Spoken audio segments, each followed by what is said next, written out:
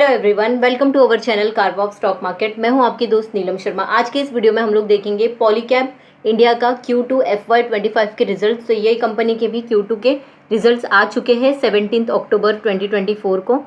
तो इस वीडियो में हम लोग कवर करेंगे कंपनी ने कैसे परफॉर्म किया है और कंपनी के शेयर होल्डिंग पैटर्न में क्या क्या चेंजेस आए हैं। ठीक है, तो इस वीडियो को आखिरी तक देखिएगा सो दैट आप कोई भी इन्फॉर्मेशन मिस ना करें। तो अभी हम लोग स्टार्ट करते हैं Q2 FY25 के फाइनेंशियल परफॉर्मेंस से। यहाँ पे हम लोग की हाईलाइट्स देख लेंगे पहले। तो टॉप लाइन रेवेन्यू जो कंपनी का जनरेट हुआ है वो Q2 FY25 में देखेंगे तो 54,984 मिलियंस का है यहाँ पे। तो ईयर ऑन ईयर 30% का ग्रोथ है एंड क्वार्टर ऑन क्वार्टर देखेंगे तो 17% का ग्रोथ है। H1 FY25 का यानी कि हाफ ईयर का पूरा जो भी रेवेन्यू है ये है 1,01,965 मिलियन का। 26% का ईयर ऑन ईयर ग्रोथ है रेवेन्यू में। ऑपरेटिंग एबिटडा देख लेंगे यहाँ पे। तो Q2 FY25 का है 6,316 मिलियंस का। यहाँ पे ईयर ऑन ईयर 4% का ग्रोथ है एंड क्वार्टर ऑन क्वार्टर 8% का ग्रोथ है, तो ये भी ठीक है। हाफ ईयरली का जो नंबर है H1 FY25 का ये है 12,149 मिलियंस का। ईयर ऑन ईयर इसका ग्रोथ देखेंगे तो 5% का है। प्रॉफिटेबिलिटी यानी कि इसका प्रॉफिट आफ्टर टैक्स कैसे आया है, तो 4,452 मिलियंस का यहाँ पे प्रॉफिटेबिलिटी है एंड यहाँ पे ईयर ऑन ईयर 4% का ग्रोथ है एंड क्वार्टर ऑन क्वार्टर देखेंगे तो 11% का यहाँ पे ग्रोथ है। हाफ ईयर का है 8,468 मिलियंस का एंड यहाँ पे ईयर ऑन ईयर इसका देखेंगे तो 2% का सिर्फ यहाँ पे ग्रोथ दिख रहा है। अब हम लोग यहाँ पे देखेंगे highest ever half yearly revenue and profit after tax यहाँ पे दिया है। ठीक है, तो यहाँ पे मेंशन किया है Q2 FY24 का यानी प्रीवियस ईयर का सेम क्वार्टर। ये प्रीवियस क्वार्टर है एंड ये करंट क्वार्टर है। ठीक है, तो अभी यहाँ पे हम देखेंगे इसका ग्राफ है वो ऊपर ही है। तो रिवेन्यू इसका जो है वो कंटिन्यूसली इंक्रीज होते जा रहा है। यहाँ पे दिया है ईयर ऑन ईयर 30% का ग्रोथ है एंड क्वार्टर ऑन क्वार्टर 17% का ग्रोथ है। एंड हाफ ईयरली देखेंगे प्रीवियस ईयर का हाफ ईयर का एंड ये ईयर का हाफ ईयर का, तो 26% से ये ईयर ऑन ईयर ग्रोथ हुआ है इसका रिवेन्यू में। एबिडा देख लेंगे तो एबिडा मार्जिन यानी ये बॉक्स जो है ये मार्जिन है एंड बाकी ये एबिडा है। तो यहाँ पे भी Q2 FY24 यानी प्रीवियस ईयर का सेम क्वार्टर, ये प्रीवियस क्वार्टर है एंड ये Q2 FY25। तो यहाँ पे भी देख सकते हो 4% का ईयर ऑन ईयर ग्रोथ है एंड 8% का क्वार्टर ऑन क्वार्टर ग्रोथ है। हाफ ईयरली देखेंगे तो 5% का यहाँ पे ग्रोथ है। तो कंटिन्यूसली यहाँ पे भी ग्रोथ है। इतनी बहुत ज़्यादा ग्रोथ नहीं है इसके अंदर, लेकिन हाँ कंपनी ने परफॉर्म किया है। यहाँ पे प्रॉफिट आफ्टर टैक्स देख लेंगे तो प्रॉफिट आफ्टर टैक्स में भी ये कंटिन्यूसली ग्रो होते जा रहा है। इसका ग्राफ आप देखोगे तो यहाँ पे अप ट्रेंड में ही है। परसेंटेज वाइज देखेंगे तो बहुत ही कम इसका परसेंटेज, यहाँ पे सिर्फ 2% का ईयर ऑन ईयर इसने प्रॉफिट आफ्टर टैक्स जनरेट किया है। हाफ ईयरली कंपेयर करेंगे तो क्वार्टर ऑन क्वार्टर कंपेयर करेंगे तो 11% का क्वार्टर ऑन क्वार्टर ग्रोथ दिया है इसने प्रॉफिट आफ्टर टैक्स में and year on year wise देखेंगे तो 4% का यहाँ पे ग्रोथ दिया है। अभी हम लोग वायर एंड केबल्स का देख लेंगे परफॉर्मेंस। तो यहाँ पे देख लेंगे favourable movement in commodity price aids growth. तो यहाँ पे जो इसका रिवेन्यू है ये भी मिलियंस में है। तो रिवेन्यू इसका कंटिन्यूसली वायर्स एंड केबल्स में इंक्रीज होते जा रहा है। यहाँ पे भी आप देखोगे तो इंक्रीज होते जा रहा है। तो हाफ ईयरली का डेटा अगर कंपेयर करेंगे प्रीवियस ईयर के से तो यहाँ पे 17% का ईयर ऑन ईयर ग्रोथ है वायर एंड केबल्स में। क्वार्टर ऑन क्वार्टर 19% का ग्रोथ है एंड यहाँ पे देखेंगे ईयर ऑन ईयर 23% का ग्रोथ है। तो काफ़ी अच्छा रिवेन्यू जनरेट किया है वायर्स एंड केबल्स में।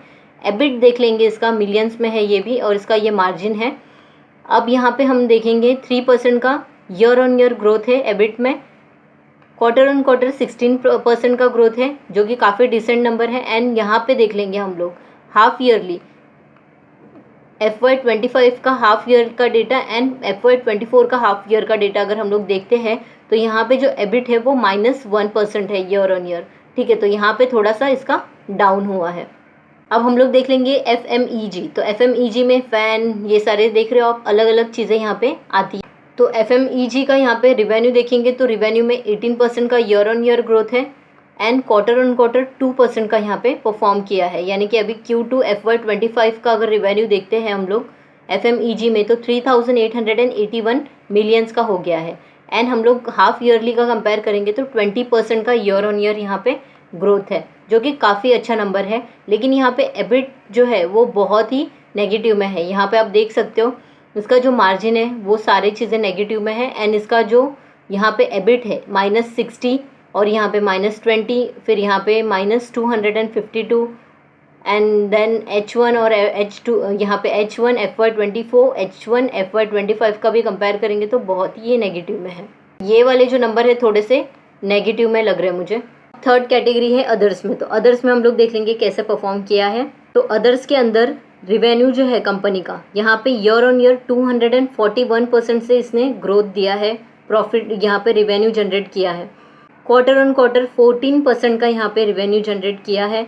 एंड हाफ ईयर का डेटा अगर हम लोग कंपेयर करते हैं तो 263% का यहाँ पे ईयर ऑन ईयर ग्रोथ है। बहुत ही यहाँ पे बहुत ही ज़्यादा ग्रोथ है। यहाँ पे आप देखोगे वैल्यू 2835 मिलियंस का है एंड अभी FY25 में हो गया है 10,304 का, जो कि बहुत ही बड़ा नंबर है ये और बहुत ही ज़्यादा अच्छा यहाँ पे रिवेन्यू जनरेट हुआ है। एबिट देख लेंगे तो एबिट में यहाँ पे है 263% का यहाँ पे ईयर ऑन ईयर ग्रोथ है। क्वार्टर ऑन क्वार्टर 22% का ग्रोथ है।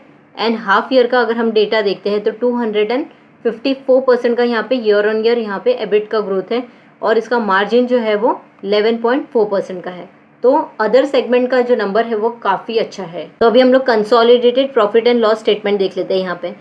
तो यहाँ पे हम देखेंगे ये है प्रीवियस ईयर का सेम क्वार्टर, ये प्रीवियस क्वार्टर का है एंड ये करंट ईयर का Q2 रिजल्ट है। ठीक है, तो यहाँ पे आप देख सकते हो रिवेन्यू फ्रॉम ऑपरेशन 42,177 मिलियंस का था यहाँ पे, फिर 46,980 का हुआ एंड उसके बाद में अभी हो गया है 54,984 मिलियंस का।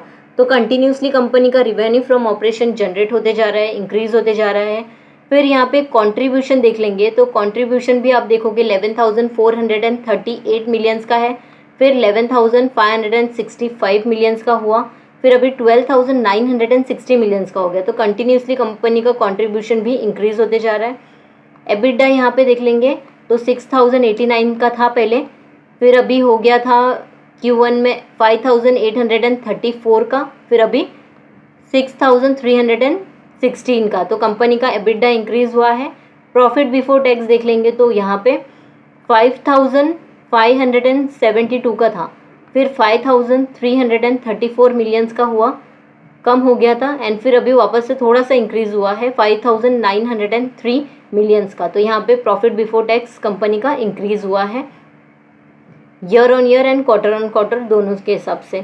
प्रॉफिट आफ्टर टैक्स देख लेंगे तो प्रॉफिट आफ्टर टैक्स में 4,298 मिलियंस का था, फिर यहाँ पे थोड़ा सा कम हुआ था प्रॉफिट आफ्टर टैक्स, उसके बाद में अभी वापस से इंक्रीज हो गया है 4,452 मिलियंस का।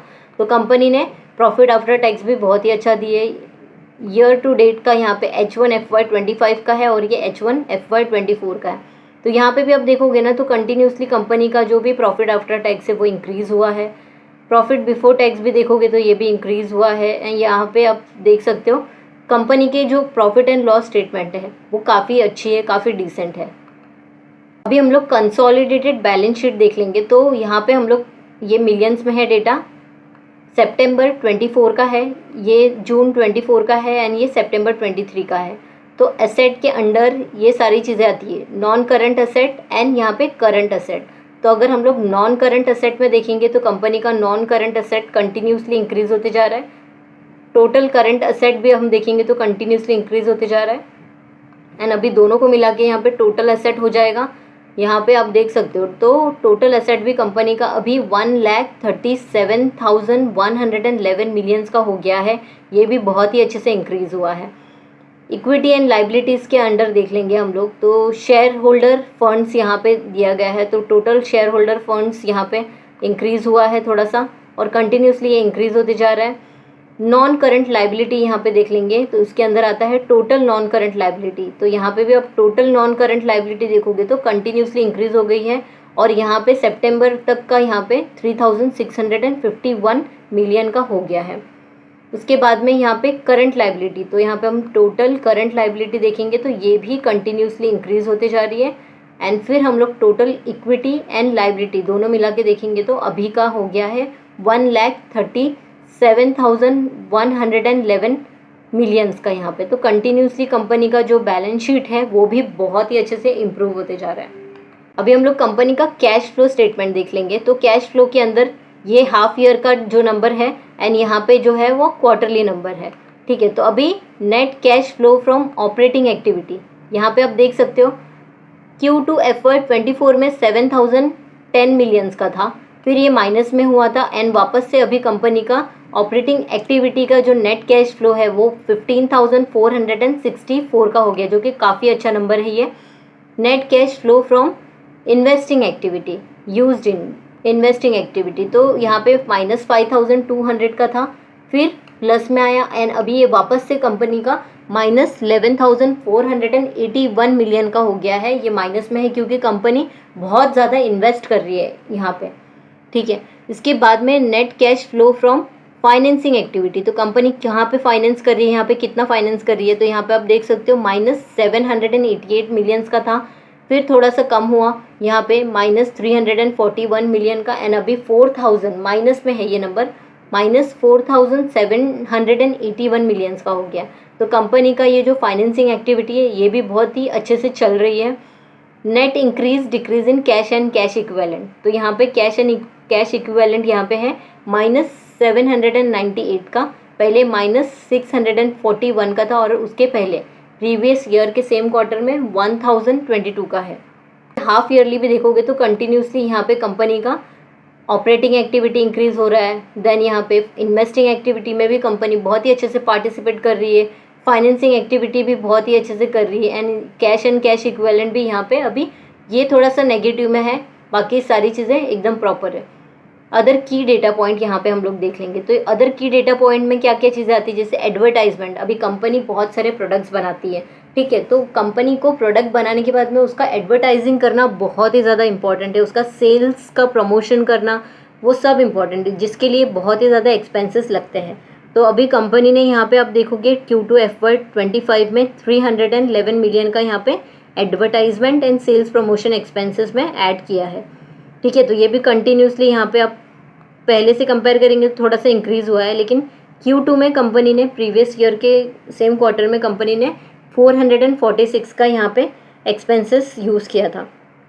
कैपेक्स स्पेंड, अभी बहुत सारा कैपेक्स भी करना पड़ता है, जैसे कि अगर सेल्स मिल रहा है आपको तो आपके पास उतनी सारी जगह नहीं है, तो आपको कैपेक्स करना पड़ता है, नया आपका जो भी बिजनेस है उसको एक्सपांड करना पड़ता है, ठीक है। तो इसके अंदर भी कंपनी ने 2928 मिलियंस का यहाँ पे स्पेंड किया है। नेट कैश पोजीशन देख लेंगे हम लोग, तो यहाँ पे 24,296 का यहाँ पे नेट कैश अभी कंपनी के पास अवेलेबल है। गुड्स इन ट्रांजिट, तो ट्रांजिट के अंदर जो इनका गुड्स है वो 4,386 मिलियंस का है, ये भी बहुत ही ज़्यादा बड़ा अमाउंट है। एक्सपोर्ट रिवेन्यू जो है वो 3,364 मिलियंस का है। एक्सपोर्ट कंट्रीब्यूशन है वो 6.1% का हो गया है अभी कंपनी का। तो ये जो नंबर्स है वो कंटिन्यूसली इंक्रीज होते जा रहे हैं, जो कि एक बहुत ही बड़ा साइन है कि कंपनी फंडामेंटली बहुत ही स्ट्रॉन्ग है। लॉन्ग टर्म के लिए ये बहुत ही अच्छी कंपनी है, इसने ऑलरेडी बहुत अच्छा पैसा बना के ऑलरेडी दे चुकी है अपने इन्वेस्टर्स को, ठीक है। बहुत सारे लोगों ने इसमें प्रॉफिट बुकिंग भी की है। अभी जिसने प्रॉफिट बुकिंग की है उसको अभी एंटर करना थोड़ा सा रिस्की रहेगा, क्योंकि अगर मार्केट में कोई भी न्यूज़ आती है, थोड़ा सा अगर कंपनी में कोई भी प्रॉब्लम्स आता है तो फिर हो सकता है इसमें करेक्शन आए। बीच में भी पॉलीकैब इंडिया का न्यूज़ आया था जिसकी वजह से इसमें बहुत ज़्यादा करेक्शन आया था, लेकिन वो करेक्शन आने के बाद में बहुत ही अच्छा अप ट्रेंड भी बना था, उसको रिकवर भी किया था इस कंपनी ने बहुत ही स्मूथली।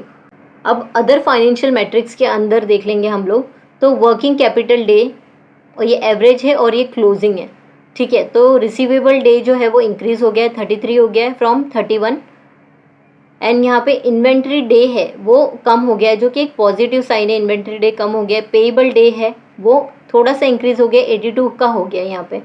नेट वर्किंग कैपिटल यहाँ पे 44 का हो गया। क्लोजिंग के अंदर देख लेंगे तो क्लोजिंग में 42 का हो गया है रिसीवेबल डे एंड यहाँ पे इन्वेंट्री डे जो है वो 103 का हो गया है। पेएबल डेज जो है वो 109 का हो गया यहाँ पे। अब यहाँ पे अदर इनकम्स आती है, तो इंटरेस्ट इनकम भी आता है, तो यहाँ पे 42 मिलियंस का यहाँ पे इंटरेस्ट इनकम है। तो ये डिफरेंट यहाँ पे पैरामीटर्स ऐड किए हैं जहाँ पे कंपनी को इनकम जनरेट होता है। फाइनेंस कॉस्ट में देख लेंगे तो इंटरेस्ट ऑन बैंक बोरोइंग यहाँ पे दिया गया है 21 मिलियन का। फिर यहाँ पे interest on LC VBD and lease, उस पर इंटरेस्ट मिलता है, वो 342 मिलियन का है, 342 मिलियन का है। अदर बोरिंग कॉस्ट जो है वो 90 का है। तो टोटल यहाँ पे देख लेंगे फाइनेंस कॉस्ट इसका हो गया है 453 मिलियंस का। ठीक है, तो ये जो नंबर है वो कंटिन्यूसली इंक्रीज होते जा रहा है।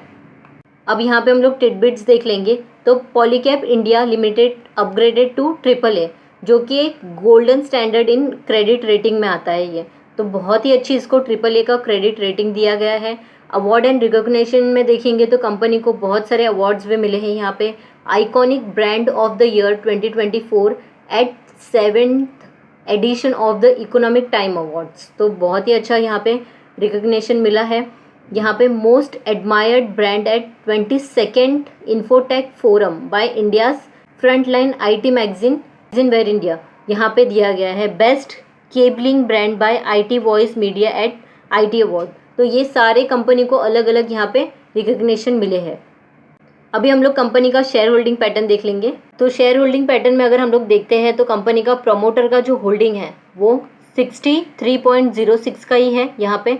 तो कंपनी ने यहाँ पे थोड़ी सी प्रमोटर्स ने यहाँ पे थोड़ी सी प्रॉफिट बुकिंग की है। पहले 65.02 का था और अभी हो गया 63.06 का। ठीक है, FI का होल्डिंग अगर हम देखते हैं तो FI ने थोड़ी सी इसके अंदर प्रॉफिट बुकिंग की है। पहले के कंपैरिजन में देखेंगे तो 13.63% का था और अभी हो गया है 13.49% का, जो कि काफ़ी अच्छा यहाँ पे जो परसेंटेज है ये काफ़ी अच्छा है। लेकिन इसमें थोड़ा सा इन्होंने प्रॉफिट बुकिंग की है। यहाँ पे DI का देखेंगे तो DI ने बहुत ही ज़्यादा इसमें और इन्वेस्टमेंट किया है, 9.35% का हो गया है फ्रॉम 6.93 से। ठीक है, तो ये काफ़ी अच्छा नंबर है। एंड यहाँ पे पब्लिक का होल्डिंग देखेंगे तो सबसे कम पब्लिक का होल्डिंग यहाँ पे 14.11% का है। ठीक है, तो ऐसा शेयर होल्डिंग पैटर्न बहुत ही अमेजिंग रहता है। यहाँ पे आप देख सकते हो FI और DI ने कंटिन्यूसली इसमें बाइंग की है, इसके लिए इसका जो शेयर प्राइस है वो काफ़ी हाई है। मार्केट कैप देखेंगे तो 1,03,057 करोड़ का है। इसका जो हाई बनाया है 7,607 का है। यहाँ पे स्टॉक का P देखेंगे तो 57.4 का है। बुक वैल्यू इसकी हाई है यहाँ पे 571 का है। डिविडेंड यील्ड है 0.44% का। ROCE है 31.3 का, जो कि काफ़ी अच्छा है। ROE है 23.2% का। फेस वैल्यू 10 है। तो बहुत ज़्यादा चांसेस है अगर कंपनी ने ऐसा कोई डिसीजन लिया कि कंपनी के जो स्टॉक्स है उसको स्प्लिट करना चाहिए तो हो सकता है इसमें, क्योंकि इसकी फेस वैल्यू 10 है। इंडस्ट्री P देखेंगे तो 39.6 का है एंड स्टॉक का P है 57.4 का। तो इंडस्ट्री P से बहुत ज़्यादा ये अभी भी कॉस्टली मिल रहा है स्टॉक। यहाँ डिविडेंड पे आउट देखेंगे तो कंपनी बहुत ही अच्छा डिविडेंड पे आउट भी देती है, 25.3% का यहाँ पे डिविडेंड पे आउट है। EPS 119 का है। प्राइस टू बुक वैल्यू है 12। डेट टू इक्विटी रेशियो है 0.02, ऑलमोस्ट डेट फ्री है कंपनी, कोई भी कर्जा नहीं है प्रमोटर्स का। यहाँ पे करंट रेशियो है 2.08 का। क्विक रेशियो है 1.18 का। क्वार्टरली सेल्स काफ़ी अच्छा है कंपनी का, 30.4% का है।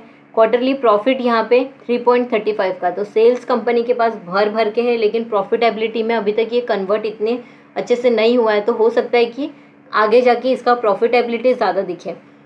प्रॉफिट ग्रोथ यहाँ पे देखेंगे तो 11.6% का है। ट्रेलिंग 12 मंथ का सेल्स ग्रोथ इसका भी ज़्यादा है, 24.7 का। तो काफ़ी अच्छा सेल्स ग्रोथ है एंड प्रॉफिट ग्रोथ है ट्रेलिंग 12 मंथ का। EBITDA यहाँ पे 36.7 का है एंड PEG रेशियो है 2.05 का। तो ये था कंपनी का Q2 FY25 के रिजल्ट्स। आपको ये कंपनी के रिजल्ट्स कैसे लगे हैं प्लीज़ मुझे कमेंट करके बताइए। अगर आपको ये वीडियो इन्फॉर्मेटिव लगा है तो प्लीज़ वीडियो को लाइक कीजिए। चैनल को अभी तक सब्सक्राइब नहीं किया है तो सब्सक्राइब कर लीजिए, बेल आइकन पे क्लिक कर लीजिए सो दैट वीडियो की सारी नोटिफिकेशन आपको टाइम टू टाइम मिलते रहे। Thank you for watching this video. मिलते हैं अगले वीडियो में।